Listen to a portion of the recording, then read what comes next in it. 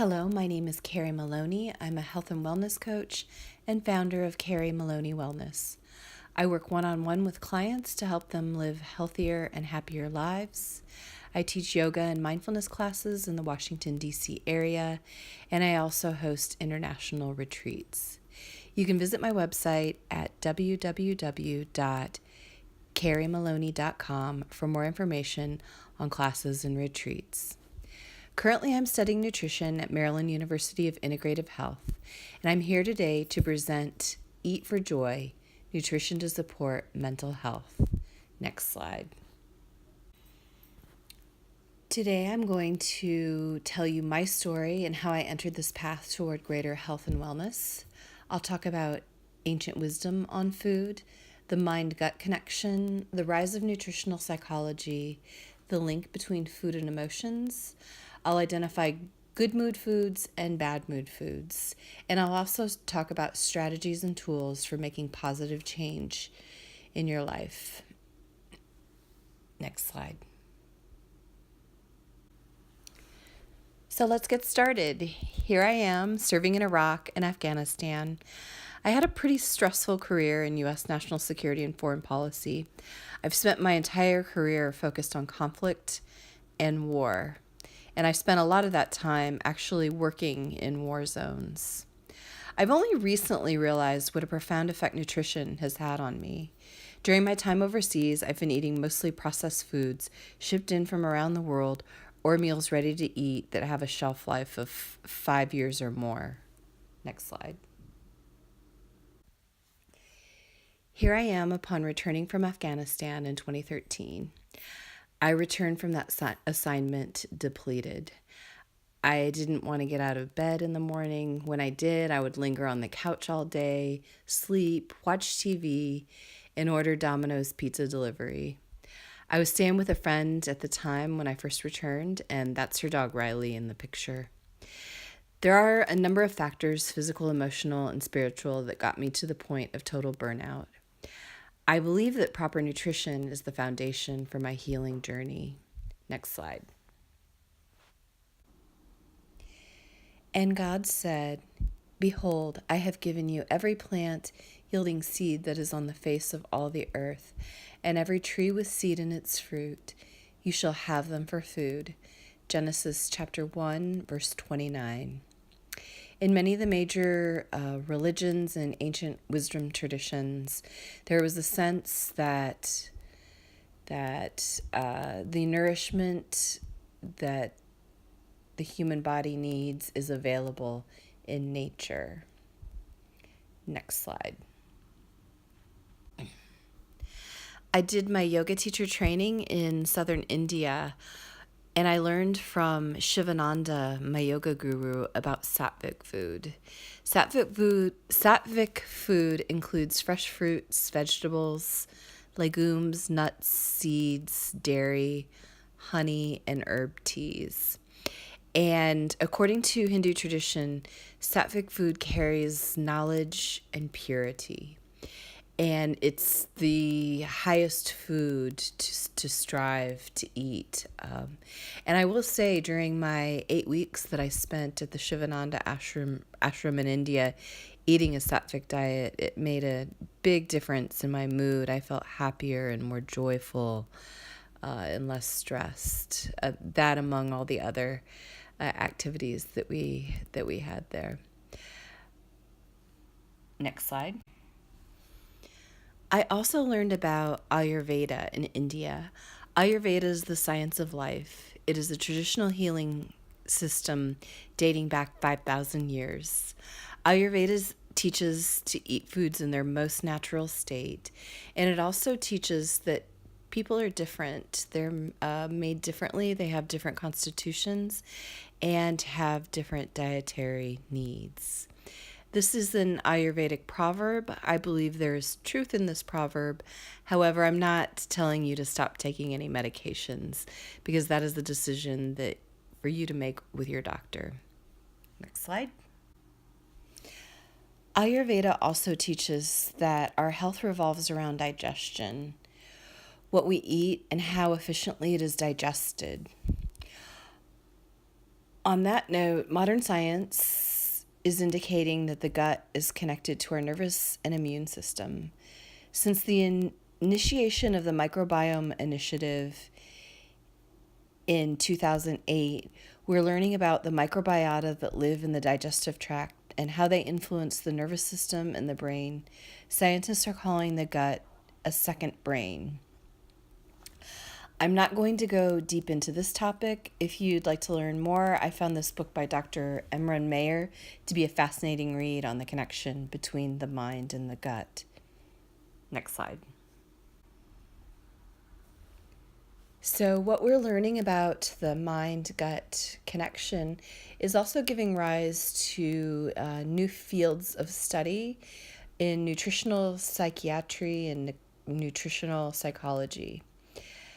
And they're finding that what you eat and how you feel and how you ultimately behaved are also related to the bacteria or microbiota that live in your gut.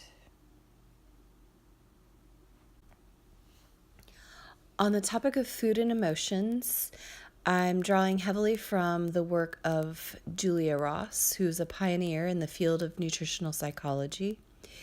She has over 30 years of experience as a psychotherapist and a clinic director, and her book, The Mood Cure, presents her findings in her work in helping people heal mental illness and addiction through nutrition. And she has found that nutrition has an effect on serotonin, catecholamines, GABA, and endorphins.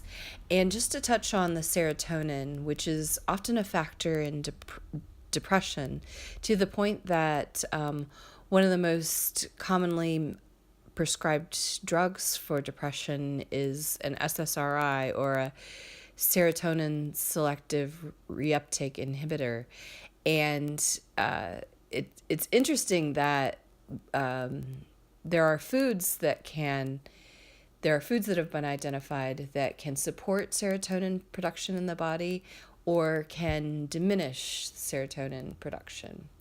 And another interesting finding is that we've learned from the microbiome study that a large percentage, approximately 95% of serotonin production, is actually produced in the gut, as opposed to it was thought that it was produced in the brain before that. So serotonin being a very important factor in mental health and something that we want to support in our diet. And here we have the bad mood foods, foods that undermine mental health and steal your joy. And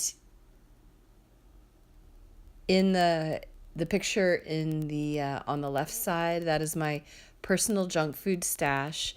This is my confession that, especially since I've come back from the war in Afghanistan,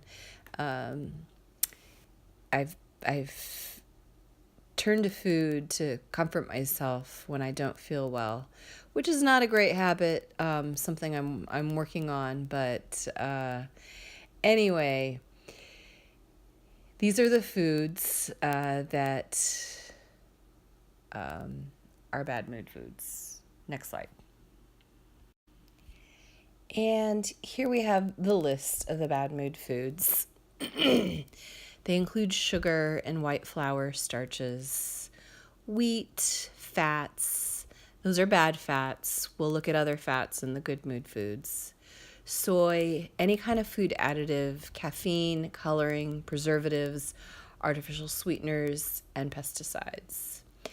Also, there are bad mood food practices, skipping meals, dieting, especially low-calorie dieting, restricting food. That is a path to a bad mood. And another thing to keep in mind are food allergies, that everybody's different, everybody has different dietary needs, everybody may have different allergies. So food could be a good mood food, but if you're allergic to it, it's going to be a bad mood food for you. Some of the most common food allergies are wheat, gluten, dairy, soy, nightshades, eggs, corn, and peanuts. Next slide. And here we have the good mood foods. These are foods that support mental health and can spark joy in your life. And what we see about the good mood foods is that most of them they're pretty much all natural. They come in their natural state. Most of them don't come in packaging and don't have a list of ingredients. It's just fresh, beautiful, colorful food. Next slide. And then there's the list of the good mood foods. Protein. Protein is extremely important to support mental health, and they can come from animal or plant sources. Fats. We had that on the bad mood food, and now we have it on the good mood food. Fats are not all created equal, and some of them are much healthier than others. Healthy fats can come in oils. I like to cook with olive oil and coconut oil. It can also come in nuts and seeds and avocados. Also, vegetables, very good mood food. Fruits, legumes, grains. And the good mood food practices are eating regularly, 3 meals a day, plus snacks, eat enough food, eat colors, and select organic foods to the extent possible. Next slide. Next, we're going to talk about strategies and tools for making positive change. And as a health and wellness coach, this is really my specialty, to help people identify places in their lives where they need to make change and give them the tools and the support to make those changes. Next slide. A mindful approach. Mindfulness can offer quite a few good strategies in approaching food and how we eat and making positive changes. I'm a huge fan of Thich Nhat Hanh, the Buddhist monk, and he's defined 7 practices of a mindful eater. Number 1 being honor the food, whether it be saying a prayer or expressing gratitude for the food. That's an important way to start. And just to remember that we are so lucky to have nutritious food to sustain us. Number 2, engage all 6 senses. Dining should be a pleasurable experience. And as we saw with the good mood foods, they come in beautiful colors. They're beautiful to see to the eye. Fresh food smells good. And there's just so many things we can do to enhance the experience of food and bring joy to the process of preparing and eating food. Number 3, serve in modest proportions. And that goes well with savor the small bites and chew thoroughly, because often it takes a little bit of time for the gut to let the brain know that we're full. So the more time we give, then we can probably stop eating sooner. And that also goes with eating slowly and avoiding overeating. And also, in the mindful approach, not skipping meals. And that was something also that Dr. Ross pointed out in the good mood food practices, was to eat regularly and not to skip meals. And then the mindful approach advocates for a plant-based diet, and that's for environmental, health, and spiritual practices. Not everybody's gonna go vegetarian, so it's just something to consider. And I've highlighted the Thich Nhat Hanh's book, Savor, Mindful Eating, Mindful Life. I think it's a great place to start in a quest for mindful eating. Next slide. Over the summer, I led a mindful retreat in Paris, and the French have a lot They have a lot to offer, a lot that we can learn from the way that they prepare and enjoy meals. And here we are on the Mindful Retreat with Frederic, our French chef. And we started in a local market, selecting seasonal fresh whole foods, preparing the food together, enjoying the art of cooking. And look at the beautiful dishes that Frederic showed us how to prepare. Just beautifully presented. And the peaches and the dessert were at the peak of freshness in late summer. They were so juicy and delicious. And he even had us make our own ice cream. Nothing that we ate that night had been processed. It was all whole foods. And then you see us gathered around the table, having just enjoyed our meal, because the French have a strong tradition of eating together, coming together, family and friends, and honoring food with the people that they love. Next slide. Before thinking about removing bad mood foods, I like to think in terms of what can we add? What can we add from the good mood foods that are going to support our mental health and help us lead a joyful life? So I prepared this slide on making additions, and this is for food that support mental health. And these are some of the additions that I made when I started changing my eating habits. I started adding a green smoothie to my day where I can add fruits, vegetables, some protein from seeds and nuts, and some healthy fats from avocado and seeds and nuts. And it's really just a good mood concoction. In the middle is a picture. I actually took a whole food cooking class, and this is one of the projects I did for the class. It was taking Thanksgiving stuffing and giving it a makeover and making it a more health supportive recipe. So learning to cook better, learning knife skills and practicing them so I can prepare healthy whole foods as efficiently as possible. I also added asparagus. That's a vegetable that I hadn't eaten a lot of, but I know that it's very strong in amino acids and very an important vegetable to have every so often. I also started making my own bone broth and started consuming that. So these are some of the additions I've made and things to fill me up before I thought about removing the bad mood foods. Next slide. And this is one of my worst bad mood foods. I had a Diet Coke habit that I've actually, since I've given up Diet Coke and haven't had one in quite a while and don't even miss it now. But I wanted to think in terms of replacing bad mood foods. So I have my Diet Coke. It's a bad mood food. It has aspartame in it. Besides being a bad mood food, it's altogether not a healthy food to consume.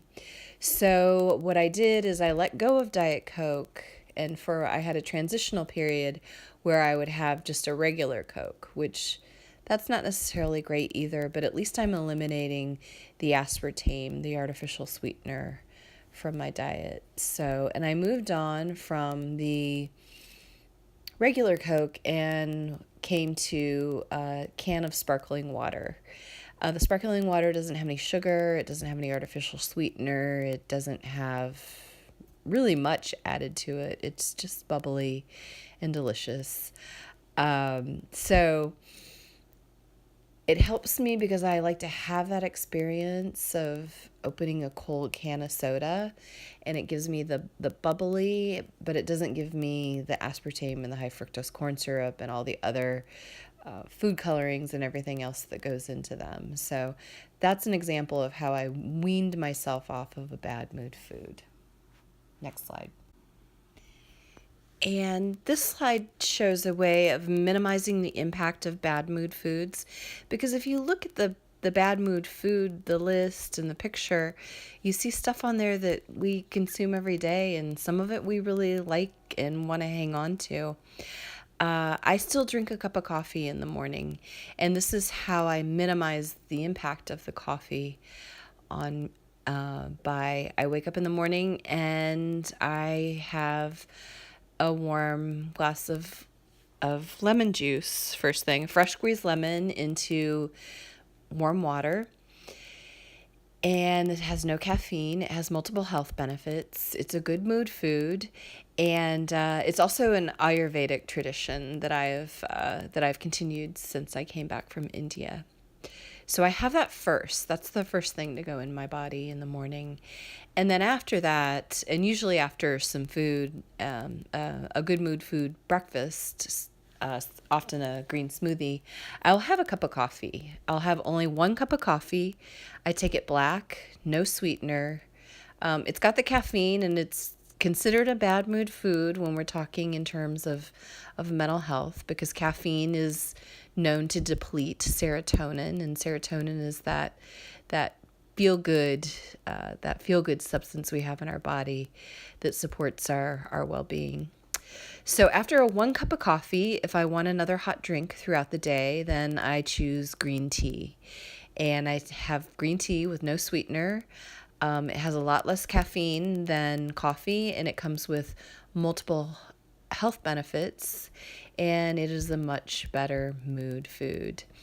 Coffee is something to think about, because if you really think about coffee and it being a bad mood food with the caffeine in it, and then what we put into it, we might put sugar into it. That's another bad mood food. We might put artificial sweetener in it, another bad mood food, or those processed non-dairy creamers. So you could be having a cocktail of bad mood in the morning just by that cup of coffee, with all the different sweeteners and additives in it. And also, if you're having multiple cups of that coffee, that's going to have a significant impact on your day. But I love my coffee in the morning, so I do have one cup. And this is what I do to minimize the impact of a bad mood food. Next slide. Keeping a food journal. This is a great tool. And this is about drawing on the body's inner wisdom. Like I've said, that everybody's different. Everybody has different dietary needs. We might have allergies that we aren't even aware of. And a food journal is a really good way to pay attention to what we're eating and how it feels in our body, and how we feel after we eat, and how we feel even a day after we eat. So here on the left-hand side, that's actually a picture of my food journal. I call it my health rejuvenation journal, and I track information like what I eat and my exercise and things like that. And I like to make it pretty. I have a pretty teal notebook, and I put little heart stickers on the outside. And then you can see I've written on the page here, I've written down everything that I've eaten during the day and little notes about how I feel about it. And I'll ask myself questions, since I tend to crave very sweet, sugary foods. Why am I having these cravings? Am I hungry? Am I stressed? And then if I do indulge in that snack, how do I feel after eating the snack? And another important means of feedback on what you're eating is actually the bowel movement. Yes, I am going there. And on the bottom right, I have just a little excerpt of the Bristol stool chart. So your bowel movement after what you've been eating is really good feedback, and something to pay attention to, and what it means. And just draw on your body's inner wisdom. It'll tell you in terms of how you feel, what it excretes afterward, that whether that food was a good food for you or not so great food for you. Next slide. So those are my my suggested strategies and tools to make positive changes in your eating habits, things that have worked for me as I have made my own. Uh, I've come a long way since the days of lying on the couch and ordering Domino's pizza and a 20-ounce Diet Coke. But also another point I wanted to make is that if you think you're having mental health issues, please seek some support. Talk to your doctor, seek the aid of a psychiatrist or a psychologist.